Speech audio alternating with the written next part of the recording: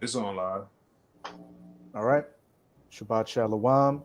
This is the brothers of GMS New Orleans with another live Shabbat lesson. But before we get started, as always, we're going to give all praises, glory, and infinite honors to Yahweh, Yahweh, Hashem, Hashem, Yahweh Shai, Yahushua, Baruch Baruch HaKodesh.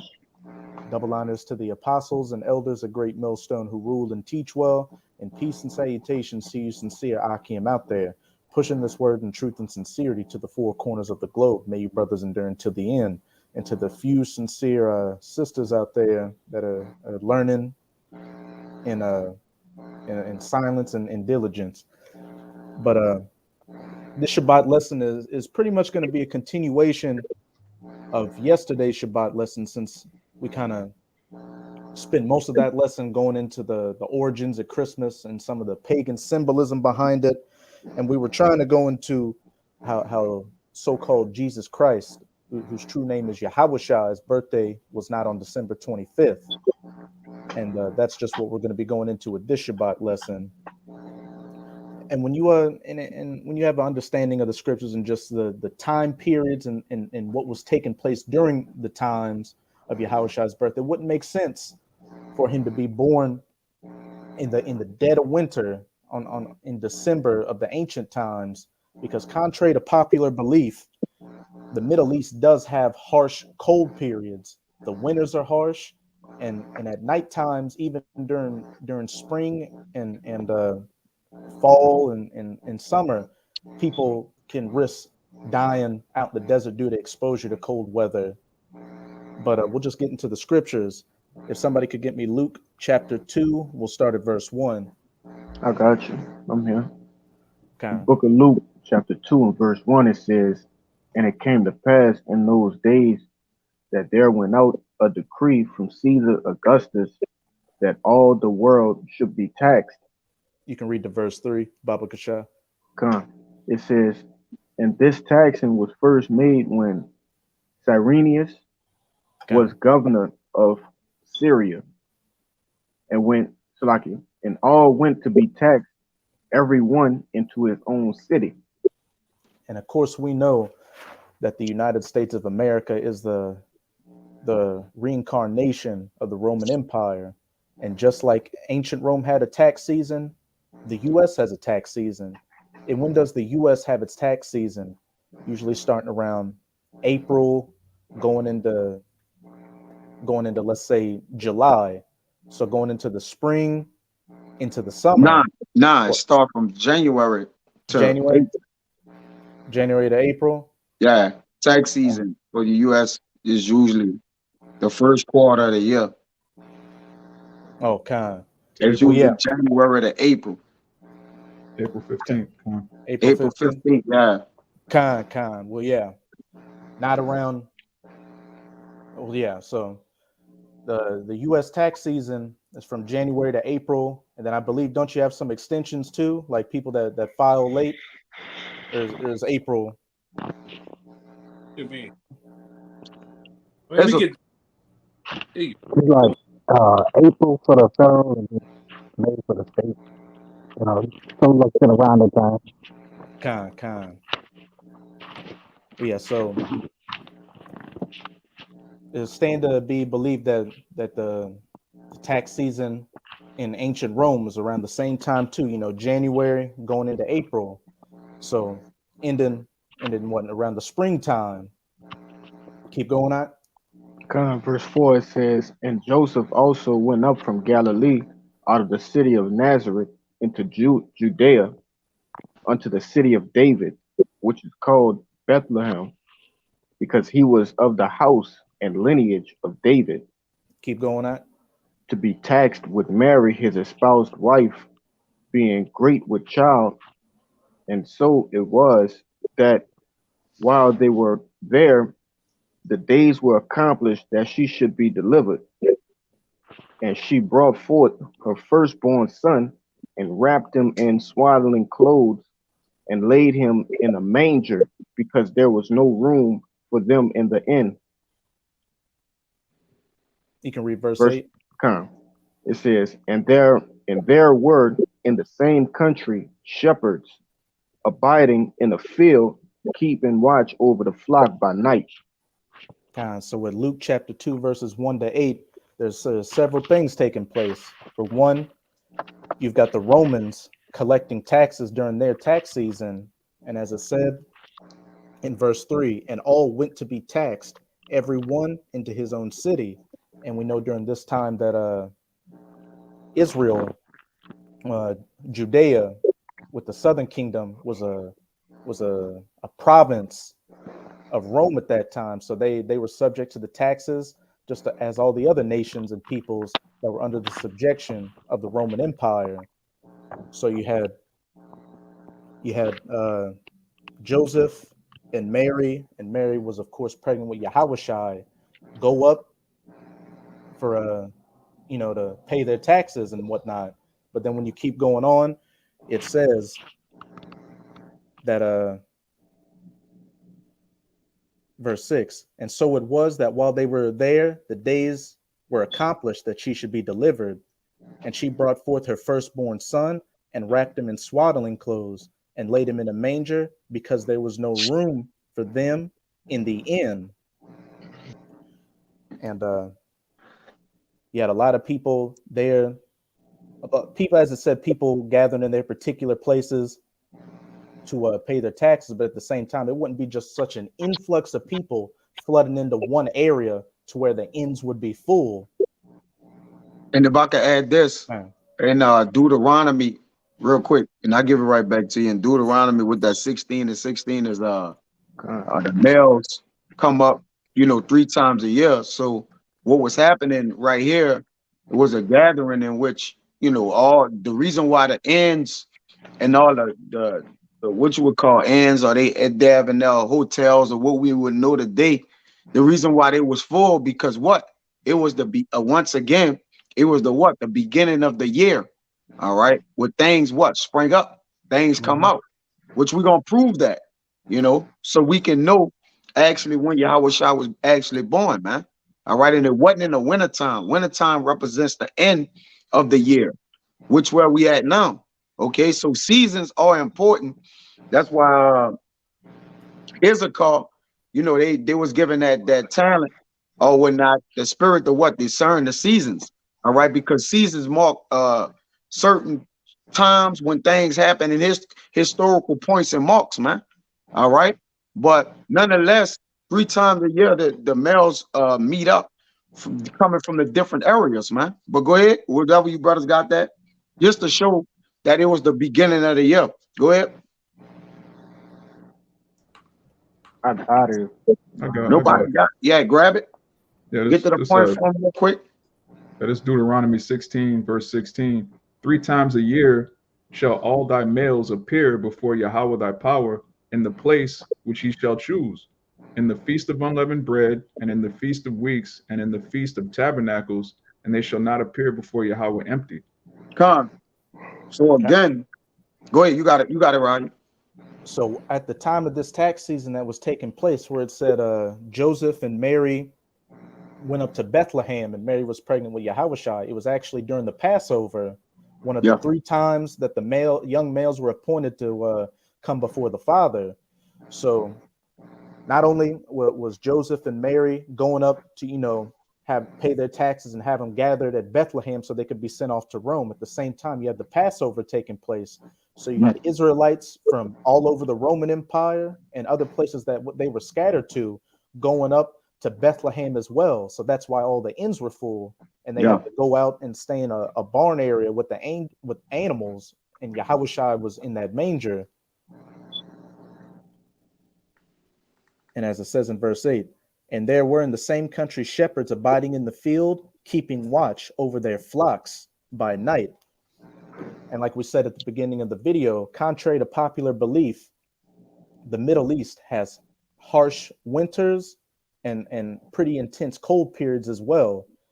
So if you had shepherds with their flocks out during December in the Middle East with those harsh winters, that wouldn't make any sense, because they would die, and especially their flocks would die.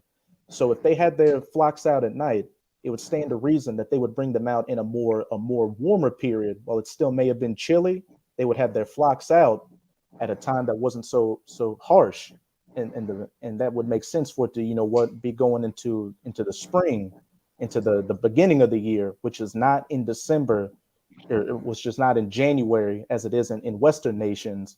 It's going into like your March. March is the beginning of the year for a lot of these other nations across the planet, because they're still more in that Eastern mindset that life or a new year comes in the spring, when life starts to come in, not in the dead of winter when everything's at its end and is dying off. I got your precept, bro, Kind to prove what you're saying. This Songs of Solomon 2:11.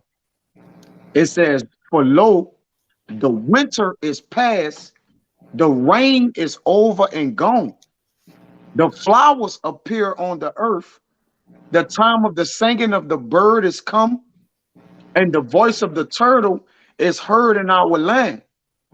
The fig tree putteth forth her green figs, and the vines with the tender grape give a good smell. Arise, my love, my fair one, and come away." And King Solomon was, of course, what, king of Israel. And where did he preside at? In Jerusalem. And Jerusalem and Israel is considered in what, the so-called Middle East. And you would think that, since it's in a desert, they don't have snows or winters or anything like that. But clearly King Solomon said, "For lo, the winter is past, the rain is over, is gone." So that's going to show that they had winters, cold weather there, rain, sleet, snow, everything. And I remember a couple of years ago, I saw footage. It was, I believe it was actually in January of 2018, where some of those Hezbollah, I think they shot missiles from Lebanon into Israel. And you had Israelis, those 1948ers, looking at the missiles going in the sky, and they were snowing. They were skiing.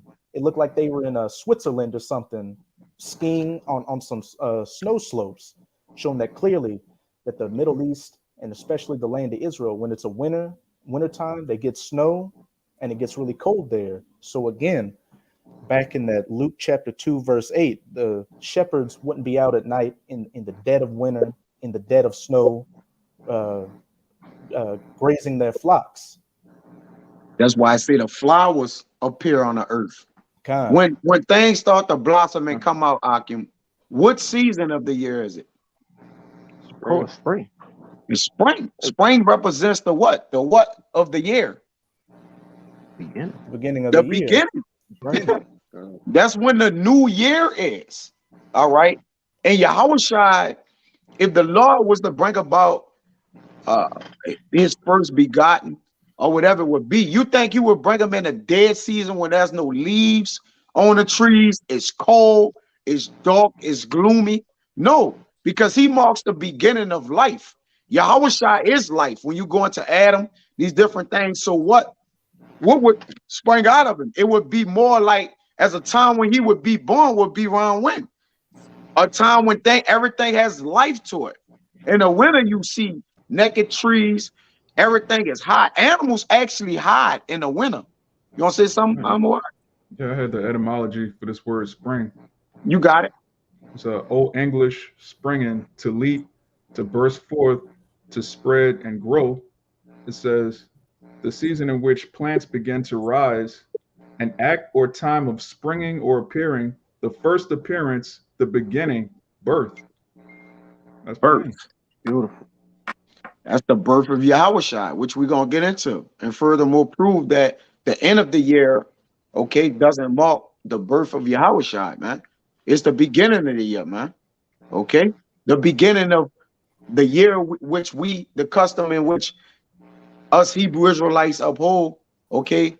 And the world don't, actually celebrate it or as a high, but it is actually a high holy day, man. All right? Go ahead, you got it, bro. Khan. So I hey, a quick brief for you. Khan, you got it. Khan, it's out of the book of St. Matthew, chapter 24, verse 20. It says, "But pray ye that your flight be not in the winter, neither on the Sabbath day." And this in red letters, Yahushua speaking. And before we got off the topic of winter, I just wanted to put that out there. Why would Yahushua mention pray that your flight be not in the winter, because the winter makes everything more hard. Okay, it's hard to move. You know, your blood circulation, all kind of, you know, it's just harder to live. All right, in the winter. And you But, gotta and you go gotta ahead. slack you. You got it, brother. It's a lot. And you gotta think too, like nobody in their right mind would let a pregnant woman, if it was the dead of winter, go out and stay in a manger with animals, because the woman would die, the baby would die. It just wouldn't make any sense at all. Nor would any husband allow their wife and unborn child to do that as well. So clearly there's some discrepancies there, saying Yahushua was born on December 25th. What'd you say, At? You basically outside when you go in the manger. I mean, you have animals can survive out in the winter because of what? They fur coats. Animals are designed to survive out in the winter like that, but not people. And they be hiding. They hibernate. Certain animals, most animals hide in the winter. Like a great, percentage. I know you probably know more, Kalai, about it, but I'm sure they hide themselves or put themselves up. Go ahead, you got it, bro. I was just gonna say, hey, nothing grows, there's no food out, so it's they gotta go hide, bro. There's nothing for them to do. It's death outside, all right? But you got it. Okay, so again, in that Luke chapter 2, verse 8, if it was the winter and nothing's growing outside, why you would keep your flocks inside until what? Until things started warming up, so you could bring them out so they could walk over and graze the lands, but not during winter. But let me see. Whoever's still in Luke chapter 2, you can jump to verse 39 and read down to verse 42, and you can probably find it, Amawad, that information where dealing with where this whole idea Yahushua being born on December 25th came from. I'm on it. Okay, you got it? Yeah, I got the Luke for you. Okay. Back in the book of Luke, chapter 2, and verse 39, it says, "And when they had performed all things according to the law of Yahweh by Shem Yahushua, they returned to Galilee, to their own city, Nazareth. And the child grew and waxed strong in spirit, filled with wisdom, and the grace of Yahweh was upon him. Now his parents went to Jerusalem every year at the feast of the Passover, and when he was 12 years old, they went up to Jerusalem after the custom of the feast." So this is forwarding to when Yahushua was 12 years old. And as it says, now his parents went up to Jerusalem every year at the feast of the Passover. And back in earlier up in Luke chapter 2, it said that they went up to where?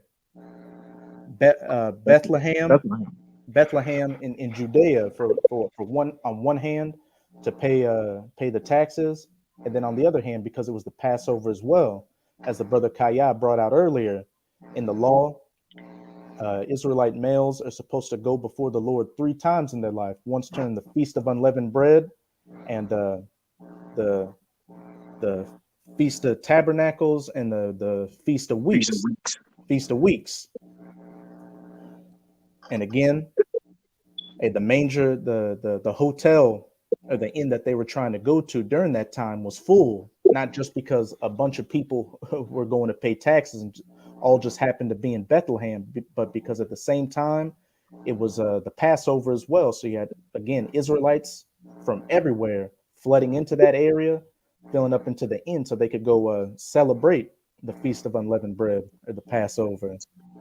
I even throw this in there real quick. When have you ever saw from Job to Abraham to Isaac, Jacob, and any accounts in the scripture celebrate their birthday? God. That's not in there. Now you do have accounts where the heathen celebrated their birthday, all right, because first and foremost is a heathenistic custom. Okay, to mark the day that you was born. Job actually said, "Let that day perish, the wherein the day he was born." But that's just another, we never celebrated birthday. That's a heathenistic custom. Go ahead, right? And when you notice, when it does mention heathens celebrating their birthdays in the scriptures, a negative event always came with it. That's You right. had Herod celebrating his birthday, and what Yeah. happened? His wife's daughter who danced for him. Got John here. Yeah, Herod said, because she danced so well, I'd give you anything you want, up to half of my kingdom.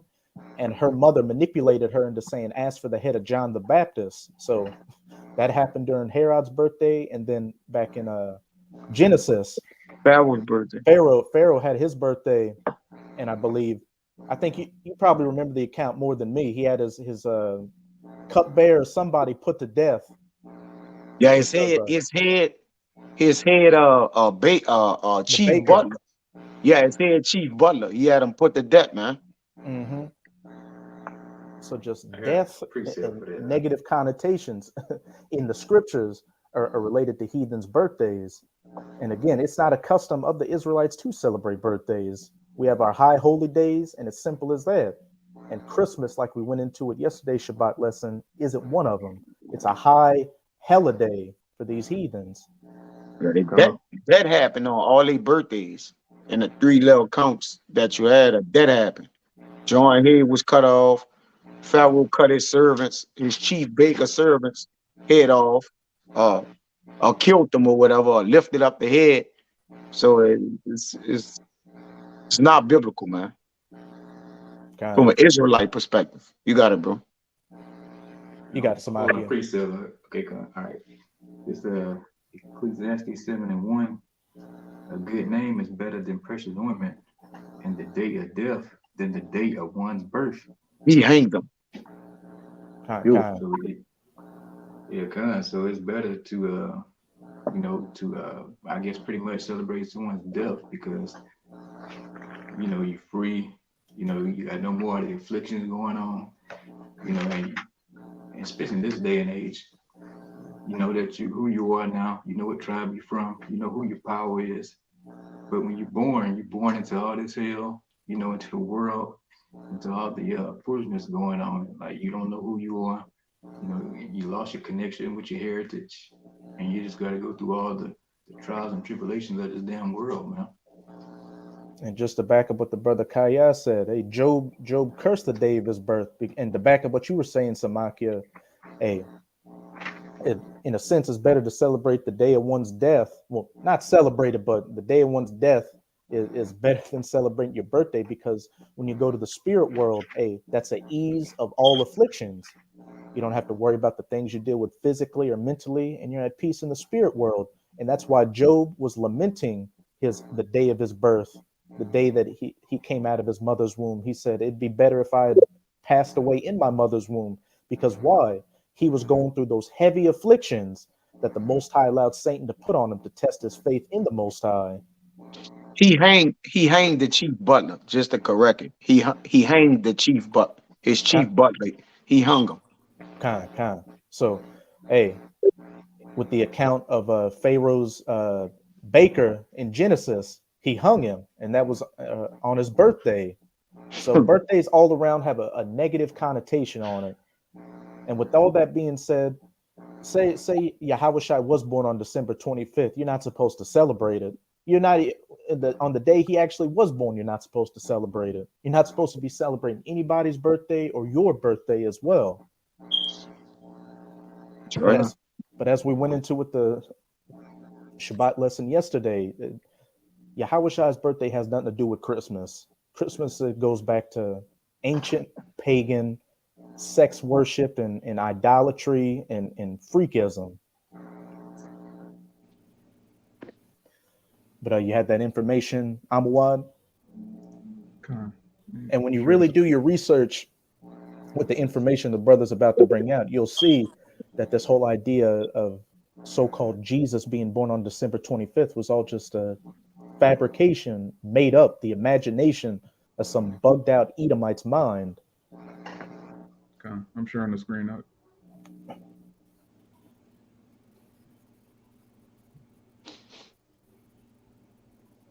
It says, didyouknow.org. It says, history of Christmas in ancient pagan times. Zoom in 2 times. There you go. Is better? Yeah. Okay. It says, in ancient pagan times, the last day of winter in the northern hemisphere was celebrated as the night that the great mother goddess gives birth to the baby sun god. It is also called Yule, the day a huge log is added to a bonfire around which everyone would dance and sing to awaken the sun from his long winter sleep. And we went into Yule log yesterday. It's another a freak festival celebrating the rod, total madness. It says, and also, if I could say too, you got these Okay. people out here that talk about, oh, Jesus Christ is just a representation. He's the Son of God, but they try to link it to it actually being the sun, you know, the sun going down and then rising up, which those people are right in a sense, because Jesus Christ is a false god and a fabrication, going back to Serapis Christus, and then other characters like Nimrod, for instance. But the true Messiah, whose true name is Yahushua, he isn't dealing with any of that symbolism, dealing with sun worship or anything like that. Come on. That's why you have these bug outs talking about grand rising.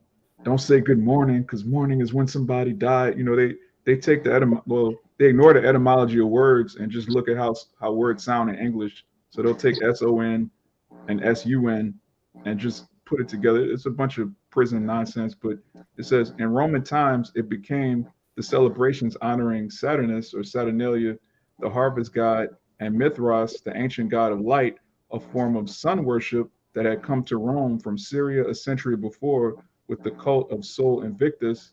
It announced that winter is not forever, that life continues, and an invitation to stay in good spirit, which a lot of philosophies go back to sun worship, even heliocentricity, the idea that we use a solar calendar. It all goes back to worship of the sun. It says the first day of winter in the If northern I could say too, oh, you got it. just to back up what that point you just made, this whole idea, the Big Bang theory, goes back to ancient Babylon and shit. I think I may have some information on that too. You know, just dealing with this whole idea, the sun worship. They say the Big Bang, the sun exploded, or a Big Bang happened and everything came out of it. That all goes back to ancient Babylonian pagan worship and idolatry. Yeah, the idea that everything revolves around the sun, which is completely against the scriptures. The idea that the sun is the only thing that gives light. They say the moon doesn't have actual light. It's just the sun bouncing off the moon. That's madness, man. All of the planets have light emanating from them. And we can prove through the scriptures that we don't live in a heliocentric universe. We live in a geocentric universe, because the earth is the center of the universe. And if somebody could get it for me real quick. First Esdras chapter 4, verse 34, Baba Kasha.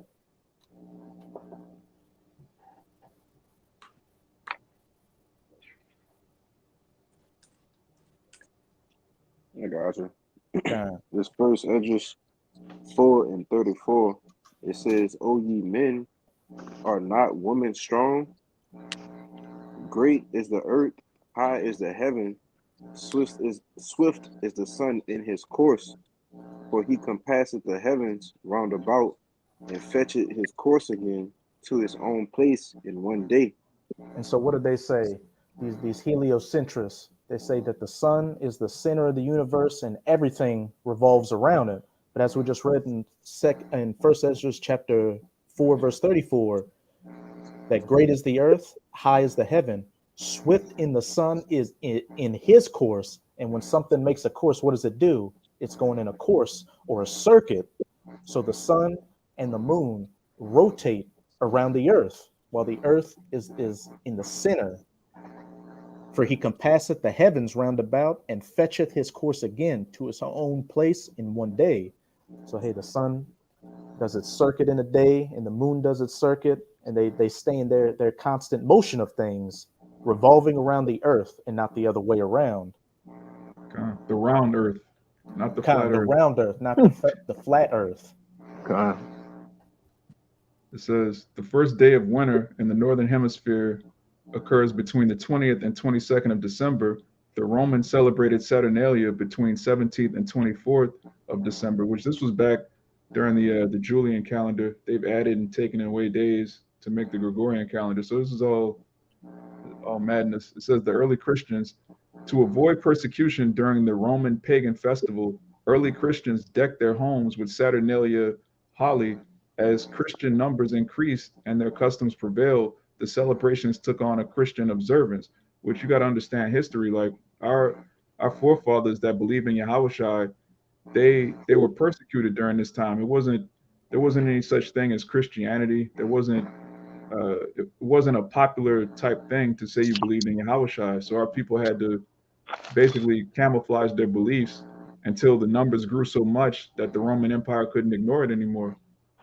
It says, and if but I the could early say church. Too, if I could say too, when we read back in Luke chapter 2, it said that the taxes are being gathered around the time of Augustus Caesar's reign, and of course Yahushua was born during his reign. And then the emperors you had under him, some of them included Nero and Claudius, and those were Roman emperors that, just to back you up, that were known for heavily persecuting the Christians during that time. Nero put a lot of them to death, and he blamed the burning down of Rome on the Christians. And I believe it was Claudius that expelled a lot of Jews from Rome due to aggressive street preaching. Sound familiar? Sounds very familiar. It says, but the early church actually did not celebrate the birth of Hamashiach in December until Telesphorus, who was the second bishop of Rome from 125 to 136 AD, declared that church services should be held during this time to celebrate, quote, the nativity of our Lord and Savior. And I'm going to skip down here to I wanted to read where it says, because a lot of people don't realize that Christmas was actually illegal in America for hundreds of years. This is a very new, this whole Christmas spirit that we're talking about, it's a new thing. Most people have known for thousands of years that the Lord wasn't born December 25th. It was well known that it was a pagan holiday. But it says, today many of the pagan uses are reflected in Christmas. Yahushua was born in March, yet his birth is celebrated on December 25th, the time of solstice.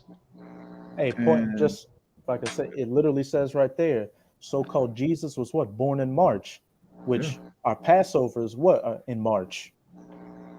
Coming into the spring, into the new year. And if he was born in March and our Passover takes place in March, then that perfectly lines up with Luke chapter 2, where Joseph and Mary couldn't get a room at the inn because not only were people going up to pay their taxes, but people were coming up to Bethlehem as well to celebrate the Passover. So you had Israelites from everywhere in there celebrating the Passover. So a lot of rooms were filled up. Okay, I'm gonna read that again. It says Yahushua was born in March, yet his birth is celebrated on December 25th, the time of the winter solstice. The Christmas celebrations end the 12th day of Christmas, January 6th, the same amount of days that the return of the sun was celebrated by ancient and Roman pagans. It thus is no surprise that Christian Puritans or even conservative Christians often are upset that Christmas is not as religious as it was meant to be, forgetting that Christmas was not celebrated at all until fairly recently. Okay. Right. It's all, I want to say, it's all a money. Really, it's a money thing, because at the end of the year, that's when this corporation really start to crunch in numbers. Right? That's why they give you all of a sudden. I remember growing up when they didn't have a Black Friday.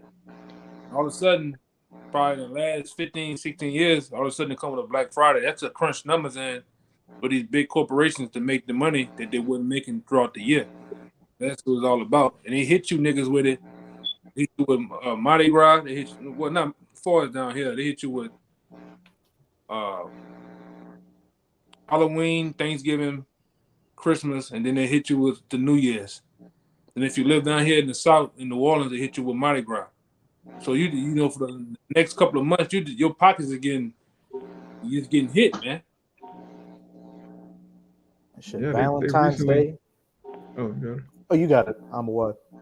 Yeah, recently they started doing Cyber Mondays. Like Black Friday, not enough. We're gonna have another mini Black Friday called Cyber Monday. They just keep coming up with days for people to spend their money. That's what this whole society is about. Right. Real Black Friday was really goes back to slavery when it was a Black Friday sale for you Negroes being put on the auction blocks and selling the biggest bucks. All right, the best made, you know, and the best slaves, man. That's what you was. It was an auction for you. But now they make it an auction or run on appliances and trinkets and electric, electronic, gadgets and shit, man. But like I said, it helps those failing companies that's failing throughout the year. It helps come back, right? And retail is nothing more than a sham, all right? Retail in America is a sham. You know, a lot of that shit they say is for sale, it never be for sale. They just put a for sale sign on it. You got some asshole think it's a sale. And, you know, I worked in that shit a long time ago, man. Ain't nothing to sell unless it's over 40%. That's when you start getting a deal. Anything lower than that, it you, man. But that's it. Hey, I got a. If I could just select. Oh, you got it. I'm gonna just make one point real quick, just to clarify in case things might have been sounding a little confusing. Joseph and Mary went up to Bethlehem, to pay their taxes, and it was also around the time of again the Passover, where Israelites from all over would be going to Jerusalem to celebrate it. And Bethlehem's a short distance outside of Jerusalem. So if all these Israelites were coming from everywhere to go celebrate in Jerusalem, then the surrounding cities, not only would Jerusalem be completely packed up, but the surrounding cities would be as well. Just showing that the ends from Jerusalem to the surrounding areas would have been filled up. Hence why they had to go in the little animal house at the inn that they went to, just in case, just clearing up things real quick. But you got it, Bayan. Yeah, real quick. I don't know if you finished with this or not, Amawad, but if you're not, after that, I got I got an article following up what you said that Christmas being a fairly new holiday. Okay, I'm gonna just read this real quick. It says the meaning of the word Christmas. The word Christmas means Mass of so-called Christ, later shortened to Christmas, which Mass really means death. It says, today we know that Hamashiach was not born on the 25th of December. The date was chosen to coincide with the pagan Roman celebrations honoring Saturnus, the harvest god, and Mithras, the ancient god of light, a form of sun worship. These celebrations came on or just after the winter solstice, the shortest day of the year in the northern hemisphere, to announce that winter is not forever, that life continues, and an invitation to stay in good spirits. So it's winter solstice. That's all it is. Mm-hmm. It's a pagan Roman festival. That's all December 25th is about, which we went into yesterday. You got it up. And I mean, it makes sense for a pagan, a modern day pagan Roman god as well, the so-called Jesus Christ, who goes back to who? And of course, a lot of the really deep esoteric origins go back to Serapis Christus, but this modern day image that you see in the churches and all that goes back to Caesar Borgia, Edomite whose father was Rodrigo Borgia, the Pope of Rome at the time, Pope of Rome. God, Kyle, if you could hear us, you gotta leave and come back. Froze. Do you mind if I get this article real quick to back you up? Exactly what you said, Amawad? God, you got it. This is an article off of history.com. It has the signal of the History Channel, or the sign of the History Channel. But it says, by holding Christmas at the same time as traditional winter solstice festivals, church leaders increased the chances that Christmas would be popularly embraced, but gave up the ability to dictate how it was celebrated. By the Middle Ages, Christianity had, for the most part, replaced pagan religion. On Christmas, Believers attended church, then celebrated raucously in a drunken carnival-like atmosphere similar to today's Mardi Gras. And then to come down to the other point that I want backing you up with Christmas being fairly new, it says in the early 17th century, a wave of religious reform changed the way Christmas was celebrated in Europe when Oliver Cromwell and his Puritan forces took over England in 1645. They vowed to rid England of decadence, and as a part of their effort, canceled Christmas. By popular demand, Charles II was restored to the throne, and with him came the return of the popular holiday. And the Pilgrims, English separatists that came to America in 1620 were even more orthodox in their Puritan beliefs than Cromwell. As a result, Christmas was not a holiday in early America. From 1659 to 1681, the celebration of Christmas was actually outlawed in Boston. Anyone exhibiting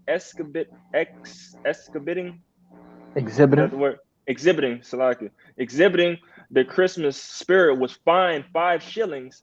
By contrast, in a Jamestown settlement, Captain John Smith reported that Christmas was enjoyed by all and passed without incident. And it's the last part. After the American Revolution, English customs fell out of favor, including Christmas. In fact, Christmas wasn't declared a federal holiday until June 26, 1870. So there you have it. Until recently, it was in America. It was in other places. It was made a federal holiday. As the elder brother said earlier, a lot of it wasn't for good cheer and goodwill to all men. It's really just making money, like a lot of these different holidays out here. Real quick, y'all, you can answer this question here. I got info for him. Yeah, right here. Answer that brother's question. Yeah, Nimrod, he was born on December 25th. Hey, which further plays into the fact that Yahushua wasn't born on December 25th. And that goes into Nimrod being worshipped as a god, a sun idol, which, as the brother Amawad went into, what is a Saturnalia and that worship and that festival go into? The solstices, the winter solstices, which deals with the suns. And I've got some info right here for you. You might one real quick. Even down here, some of those so-called spiritual, that have on little restaurants and things, they've actually they're closing for the winter solstice. Yeah, that just to add to that point. But here's some info on BibleTools.org. What the Bible says about Nimrod. 2 key figures in the origin of Christmas are Nimrod, a great grandson of Noah, and his mother and wife, Semiramis, also known as Ishtar and Isis. Nimrod. Hey, and what proves that too, because what you coming into this knowledge, this is all of us did. Why is it that the Christians of the Roman Catholic Church today still worship Mary and baby Jesus? All right, even around the time of Christmas, you'll still see these people out here having a reenactment of the manger and Jesus, and they worship him as a baby. They're not worshiping Yahushua. Yahushua died at the age of 33, man. Right, they're worshiping Tammuz. All right, the Christmas tree is all the worship of Nimrod. They all coincide. They don't know. These people out here don't know what they're into, man. No, go ahead. Hey, if worship is what, on the one hand, Tammuz and Semiramis, that the Madonna and the Virgin Mother and the child symbol, and can also go into what, Isis and I believe was it Osiris or who was it? Any brothers that may know off the top of their head? I think Osiris. Osiris and Isis, Ishtar, Nimrod, Ishtar, Tammuz, and what now? Jesus Christ and the Virgin Mary, which that's a whole nother topic in itself, because Mary wasn't a virgin and wasn't a virgin that gave birth to Yahushua. Got a quick brief for you. Well, let me just finish this information real quick, Baba Kasha. But as I said, two key figures in the origin of Christmas are Nimrod, a great grandson of Noah, and his mother and wife, Semiramis, also known as Ishtar and Isis. Nimrod, known in Egypt as Osiris, was the founder of the first world empire at Babel, later known as Babylon. From ancient sources such as the Epic of Gilgamesh and records unearthed by archaeologists from long ruined Mesopotamian and Egyptian cities, we can reconstruct subsequent events. After Nimrod's death, circa 2167 BC, now listen closely, Semiramis promoted the belief that he was a god, a sun god. She claimed that she saw a full-grown evergreen tree spring out of the roots of a dead tree stump, symbolizing the springing forth of new life for Nimrod. On the anniversary of his birth, she said Nimrod would visit the evergreen tree and leave gifts under it. His birthday fell on the winter solstice at the end of December. I want to say on that too, because right after that, what did Nimrod's wife do? What did she do throughout the province of the kingdom to all those who didn't want to come and bring a gift to Nimrod's evergreen tree? It was the force of the sword was used, man. All right, this is every other religion and every other so-called religion. They use the force of the sword ultimately, man, make the people believe. Right, that's why give me Mark 7:7, man. Oldie but goodie. And if I could just correct myself real quick, it was, you had Semiramis, Tammuz, and then you had Isis and Horus. Now what? Jesus Christ and Mary. That's where, like we were talking about a little bit earlier, that's where it goes back to how people say, oh, Jesus Christ is symbolic for the literal sun, the S-U-N. It goes down and so-called dies in the night and then rises again, which for that pagan deity, Jesus Christ, that's what it goes back to. But for the true Messiah, Yahushua, that's not what it goes back to. Hey, get that article I got and just go to the last particular paragraph in it when it talks about Constantine. Constantine was another major part in this whole December 25th thing, man. Right?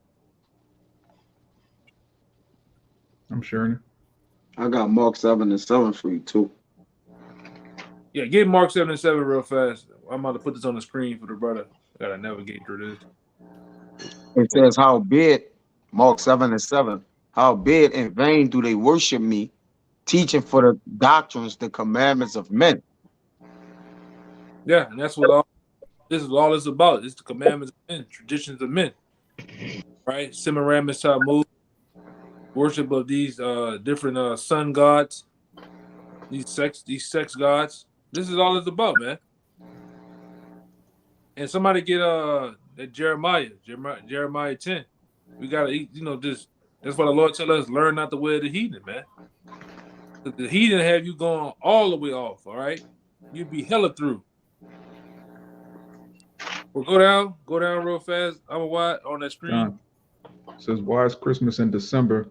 It says the church in Rome began formally celebrating Christmas on December 25th in 336 during the reign of the Emperor Constantine, as Constantine had made Christianity the effective religion of the empire.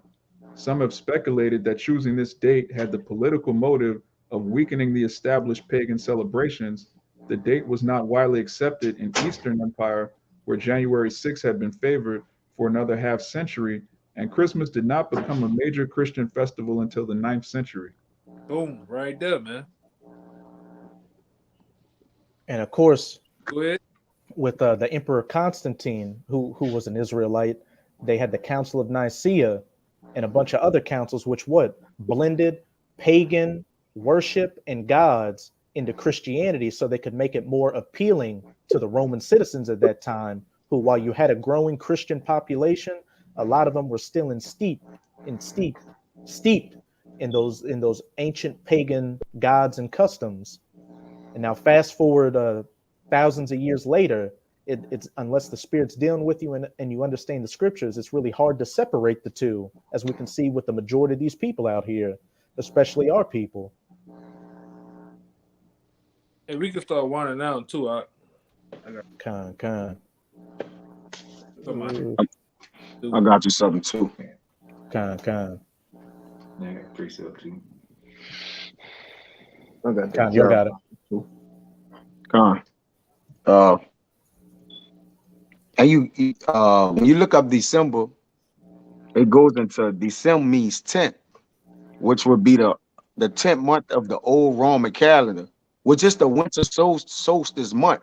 But from March to December, March, April, May, June, July, August, September, October, November, December, which is 10 months, which lets you know the beginning of the year starting what month. If December is the 10th month in March. the old ancient Roman, it start when? In March.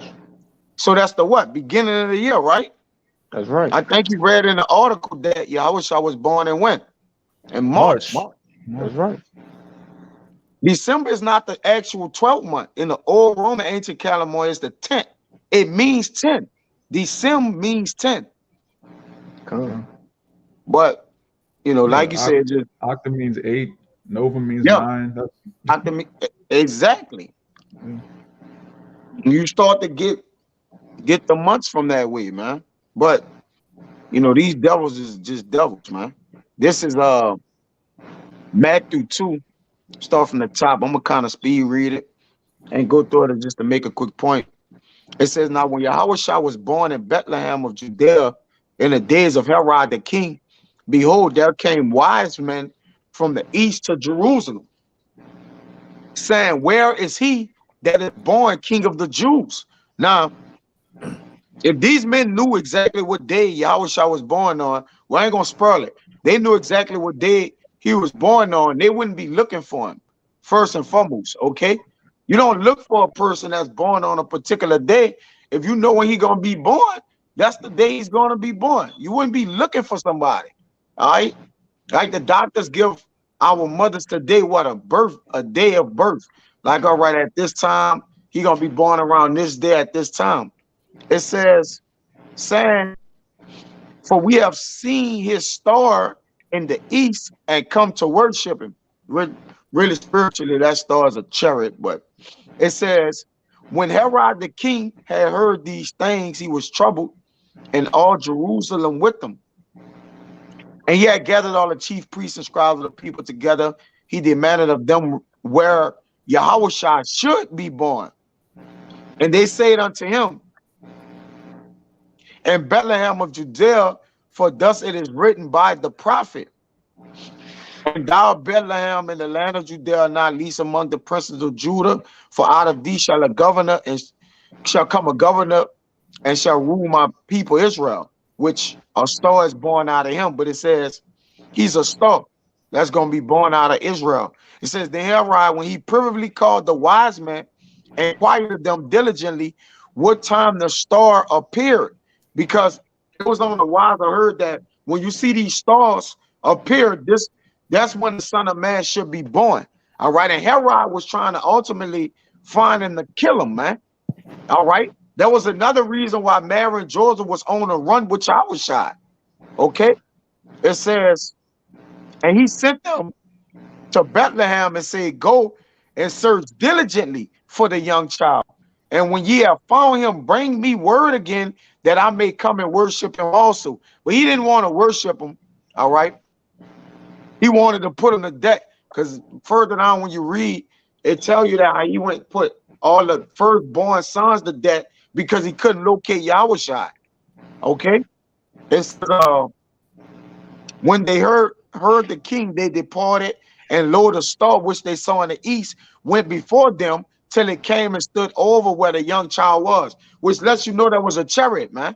All right. A star came from the east and stood over where the young child was born. But I said all this to say this. In order to see those stars in the time of the year, you got winter where the sky is what? Gloomy. It's real dark. All right. When you can see something as vividly as the stars, when we look up, the sky is usually what? Clear.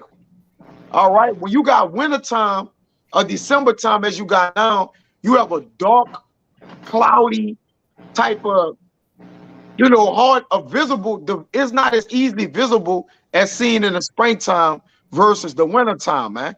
All right, which is another indication to let you know what season it was in. If you saw a star go from one place to the other, it's probably because the skies was clear. All right, which represent a particular season. Go ahead, And when the wise men travel in the dead of winter, when they could risk them dying, their caravan dying, all that. Don't make sense, man. Just like them shepherds watching over their flocks at night.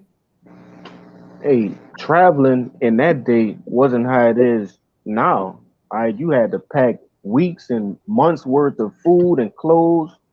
So travel was way more harsh back then.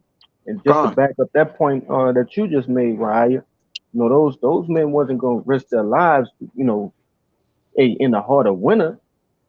But you got it. Right? They didn't have portable heaters. I'm gonna get to the point so y'all brothers could go. I'm gonna jump down to 12. It says, and being warned of God in a dream that they should not return to Herod, there was the wise men that Herod sent off. They departed into their own country another way. And when they were departed, behold, the angel of the Lord appeared to Joseph in a dream, saying, arise and take the young child and his mother and flee into Egypt. And be thou there until I bring thee word, for Herod will seek the young child and destroy him, man. All right. So that was, ultimately why he was looking for him. But in order to know when he was born, he had to watch the star that was actually going to pass over or whatnot to actually be an indication on where to find a child. All right. Which that star is a chariot, man. But go ahead. You got it, Raya. Oh, you brothers, we have a next. Salaki. I know it's a little long one, but Salaki. I know Samaki had a precept, and I know you had called for that Jeremiah 10, so we'll get your precept, Samakia, and we'll close out. What'd you say? Scratch it. Scratch it? Yeah. Con. You mind if we still bring it out though? Because there's one little point I wanted to make going into Nimrod. I'm gonna just have to go then. I'm gonna have to go. Oh. I don't know if one of y'all brother can turn it off or not, but I'm gonna have to go. Oh well. Yeah, then we'll just get a Samakia's precept and shut it down. We can shut it down. The other need to shut it down, so we'll shut it down now. Okay. All right. So with that, we hope you sincere Akim and Akwath were edified by this live Shabbat lesson. And again, as always, we're going to give all praises, glory, and infinite honors to Yahweh. Double honors to the apostles and elders of Great Millstone who rule and teach well. And peace and salutations to you sincere Akim and Akwath out there. Shabbat Shalom. Shabbat Shalom. Shabbat Shalom.